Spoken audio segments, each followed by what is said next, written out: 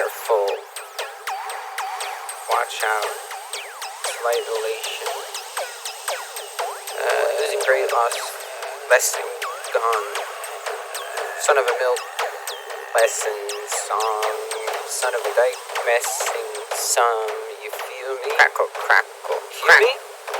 Glowing sky. This is your part of trees, birds. This for you. Wind and you're supposed to be smoke. Throwing a vest consequently. Sunglasses intuitively lax and lean and joyously shoving pinch you laughing. Do you know what I wonder? Does that make sense? Sometimes across the sunglasses make colors glow. And sun in the sky, your eyes are stuck to snow. Some ways are lost and sometimes carriers of sampling something funny is going on. The moss was left on the ground. A note I don't remember falling out of a hole I had forgotten. On the street I'm trying not to look at. Says she sounds some songs and seems so soft and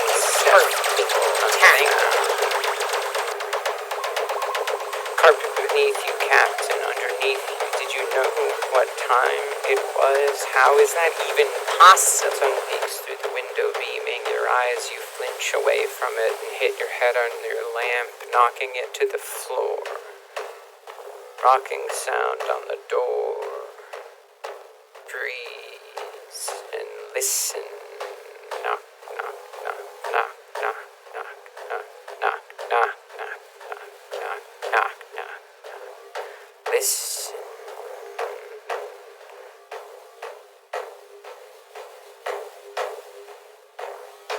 Double dog and a girl named Logan. Street sounds selling slight, soft, secure. She's wearing a hat. She looks into doors, asks you for more. Heart swelling, soul shadows on grass, mist rain in the morning. I'm singing in the rain. Loose bricks on the sidewalk, kids playing catch. Yeah, I'm a substitute teacher. I just recognize work you whenever I want. But so you haven't wanted to work lately? Sounds, listening to the air conditioning, think in the sun, a stinking of honey. To the flushing toilets, my clatter of dishes, to the opening bridge, to your club to a time for curling of phrases. Times tells to me that there's a wonderful action. It seems so hard to give life, hard I saw it when you're talking about all this on a couch. It's nice and big. Tired, some clattered cats on couch, some lounging, longing, fighting, and ringing things, dinging rings, hear me sing, here I think.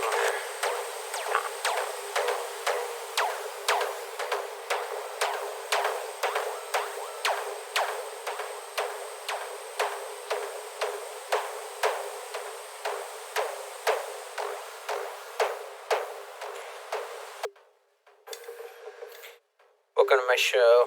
This is the introduction to my show. This has been the introduction to my show. Wow, another great introduction, Danny. Thank you for that. That was really something special. No clue how that sounded. I've got it.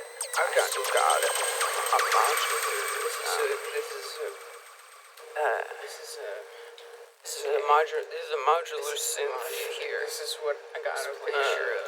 All of that. I love this is my. Like it would go, it is like double. Like it would go from like tongue. You know what I'm saying? I want dream. I feel like it's the dream, and it does do that. It's just like it's the dream. Not a lot of other dream. It's like a little bit. Sometimes I'm like thing music without it's being because in most of my musical content, melody. I don't even remember how it's like trying to. Making a melody is like that's why I'm doing that. But making the melody is not why I'm doing this. Oh, right, it's all about this switch. I don't even remember how this works, really.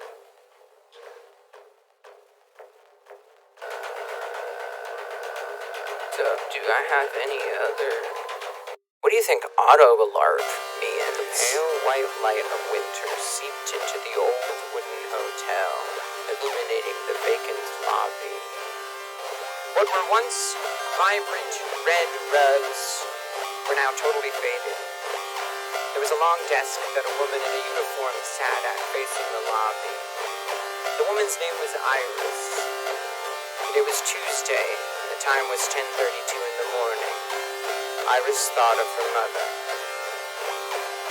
Iris's mother's name was Catherine. Catherine was tall and wore a lot of sweatpants. She had grown up in Sixville and had lived there her entire life. Iris's father's name was James. James was very small and frail. He rarely lived anywhere. Although it should be noted that Iris did not know James by any facet, name, or otherwise. This is because Catherine had raised Iris by herself, because Catherine has a hard time trusting other people, and James was a sperm donor. Iris drew a square with one side missing on her pad of paper. As she was growing up, there were a few years that her mother managed to scrape up enough friends to organize a girls' night out. Of course, the out was always her own house, which would get incredibly loud as the number of middle-aged women playing bunco increased. They all tended to drink heavily, and Iris would lay awake in her bed listening to them. Every once in a while, she'd pick out a sentence or two.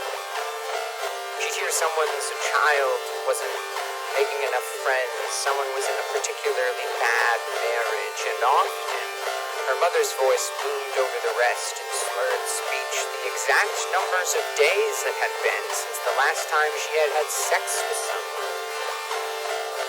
Periodically, at seeming random, one person would start chanting, "Bunko sluts. Go around, come around, and get on back." Until everyone in the entire room would chant it for about 10 seconds.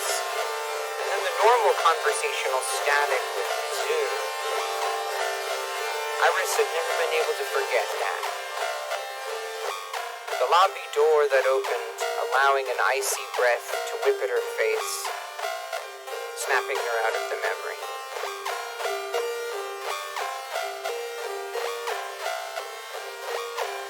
This is a little story I made in college. I don't remember what it was about. Just wanted to say bunko sluts.